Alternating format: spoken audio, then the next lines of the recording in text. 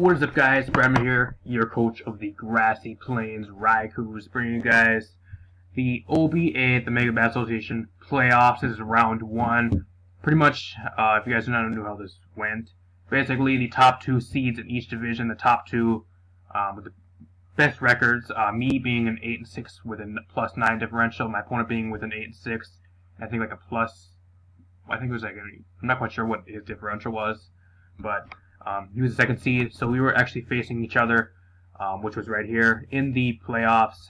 Whoever wins this match goes on to face the Gold Division winner of their playoffs match. So in their division, there actually was Striker Flash, who was actually hoping to go against to get a little bit of revenge because of week one. He pretty much kind of took me out of the mood and actually pretty much swept us week one. I wanted to get some avenge that loss. Hoping to play him in playoffs. Or Nazar, which actually was, I think, this seed number 2 in the Gold Division. Striker Flash actually lost to Nazar, so for our round 2 playoffs match, we're going to be going against Nazar next week. However, this week we actually went against Attack on Sammurott. Now, last time he actually did get some hacks. He actually ended up picking up I think it was a 1 or 2-0 win against us, mostly due to hacks. I played incredibly well in that match. Mostly just because of a few pair hacks, but I want to come back and get a little bit of revenge this time. I prepared very, very well. Like I said earlier in the team builder, I did prepare like around about an hour and a half with this team and did some thorough testing with the team.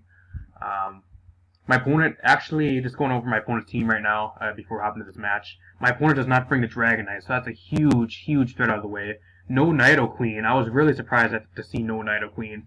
And no Mega Manectric, which was either 50-50. I really didn't expect him to either bring it or he was going to. Was prepared either way. He does not bring Mega Manectric, and he does not bring Swico, which was another huge threat. Everything else I pretty much had accounted for. I knew he was going to bring the Whimsicott, possibly either Choice Scarf or Specs for this battle, which is what I kind of anticipated when I was actually testing the team out. I knew he was going to bring the Aggron just because it's pretty much the best thing he has to really bop Cresselia hard. The Gengar as a Cresselia counter, I really have no good switch-ins to Gengar as well. Wasn't quite sure if he's going to bring Hitmontop. He actually does. I really did not expect him to bring Sammurott, but he actually brought Sammurott, which I was completely fine with. Like, it gets pretty much walled by Skarmory and Lantern, so wasn't really too worried about Sammurott. He actually brings Blaziken. Again, gets completely bopped by Flygon and Swellow, barring, I guess, a Choice Scarf. But judging by his team right here, there was a possibility of being a Choice Scarf, but I really did not think it would be. More likely it was going to be Sash or maybe like a Life Orb set or something, maybe like a Sword Stance setup set maybe. We're going to hop into this. A lot riding on this match. Either we go to playoffs, round 2 playoffs, and face Nazar, or we lose and my opponent actually faces him. So it's either Grass Plains Raikus or the Washington Sammurotts going to be going against him now. Right here, I actually end up leading with the Swellow. He leads with his Blaziken. I kind of wanted to, I wasn't quite sure if he was Scarfed or not. I was debating whether to hard switch out into Cresselia here. I stay in, barring not knowing if he was actually Scarfed or not. He is not. He actually switches out into Big Bertha, which is probably the best switch in for Swellow. But his team really has no Swellow counter either. So once the Aggron's gone, Swellow kind of sweeps him and does a lot of damage. So that's like a Scarf Gengar. Coming with Flygon here, no matter what, even if he was like a bulky Aggron, Earthquake 1-hit KOs him, so he cannot stay in there whatsoever. His best thing is to pretty much switch in here. He could switch into Gengar, but at that point, if I would went for like an Outrage or like a U-turn, it would be taking a decent amount of damage. Best thing for this is his Hitmontop. He gets intimidated off, but this Earthquake still does a hell of a lot to him.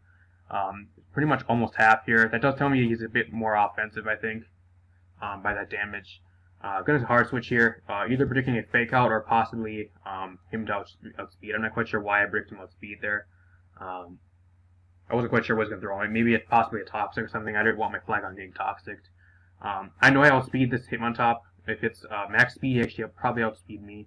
However, he's actually not max speed, so he actually goes for Toxic. I'm able to get free Substitute up here. He goes into Aggron as I Calm Mind right here. Now, Calm Mind Crest, he has really no answer to Calm Mind Crest. I can pretty much just spam Psychic pretty much all day. I just sit here and spam Psychic. Either he has to PP stall me or he has to really come in and try hitting me very, very hard. And it's going to be at the cost to where he loses a few crucial mods. And he won't be able to have a few other responses to my mods. Also, Scarf Lantern and Swallow looking very, very good once his Aggron is gone and the Gengar is gone as well. So, Scarf Lantern pretty much destroys his team. I was really surprised how hard it hits his team.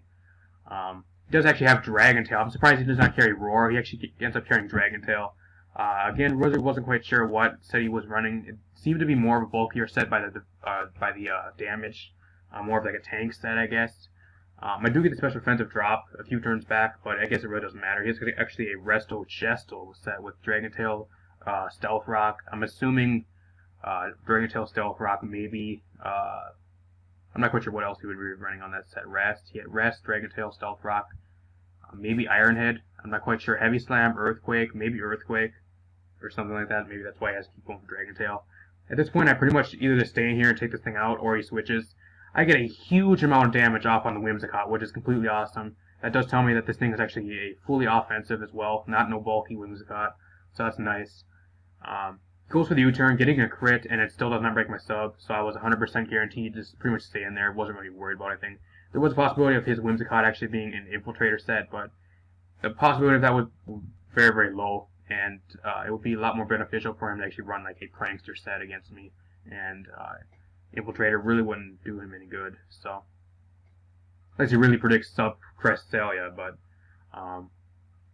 he does break my sub with the Fake Out there. At this point, I take out his Hitmontop, which is very, very nice. Probably one of the things stopping my Lantern from kind of doing a lot of work to his team. He actually ends up going for the Taunt, which I was fine with. Psychic is a one-hit KO no matter what, so I just went for the Psychic here. He is Focus Sash, but at this point, if I get my rocks up, the thing is dead. He does go for the Shadow Ball, but at +1, I'm able to eat that shit up. Cresselia is coming through in this match. Cresselia is a complete beast. Taking down 2 of his mons so far and damaging a lot of others. His Aggron is almost dead, and his Whimsicott is pretty much dead as well. He does U-turn here again. U-turn does absolutely nothing. Now he has to go into a Sammurott. He has no switch-ins for these Psychic guys. Psychic pretty much destroys his team at +1 at this point. He has nothing to take me out from this range. Let's say he had like a Banded Megahorn. It's probably the only way he could take me out from right there. He sacks off. I'm pretty sure he was going to try sacking off his Aggron here. He actually ends up living. Gets special offensive drop. Again, doesn't really matter because I outspeed and able to kill him on the next turn. I'm getting a little bit PP stalled out here actually. I'm getting around about like 5 or 6 Psychics left. But at this point, even if I do run out of PP, it's the point in the match where I can just come in with Lantern and pretty much clean up the game with Thunderbolt. And there's no way Blaze can one-shot me. And my opponent actually ends up forfeiting there just because there's no way, unless he has like Banded Megahorn from like Sammurott or something, which I'm assuming he did not have. Is probably more like a sword, maybe like a Sword Stance or like a Life Orb set or something like that is probably what he had. There's no way of him actually taking out my Cresselia. We actually end up picking up a 6-0 guy. Technically a 6-0. I'm not quite sure if we can consider this 6-0. I guess it really doesn't matter as long as we just win and move on. But we are officially moving on to playoffs round 2. Actually the semifinals. Going to be playing Nazir next week. I'm pretty sure we'll be playing on Showdown as well. So I'll take some time to actually build a team, throw it up for you guys. The team builder should be up before this. If you guys do not see a team builder, then I don't know what the fuck's going on with me. But a team builder should be up before this video, just telling me my thoughts before this match. Which I recorded I think yesterday. Definitely a great match. My opponent really did not prepare for Subcrest. Really surprised he did not bring Nidoqueen or Dragon Knight or the Suicune. I'm really surprised actually. Very, very surprising as well.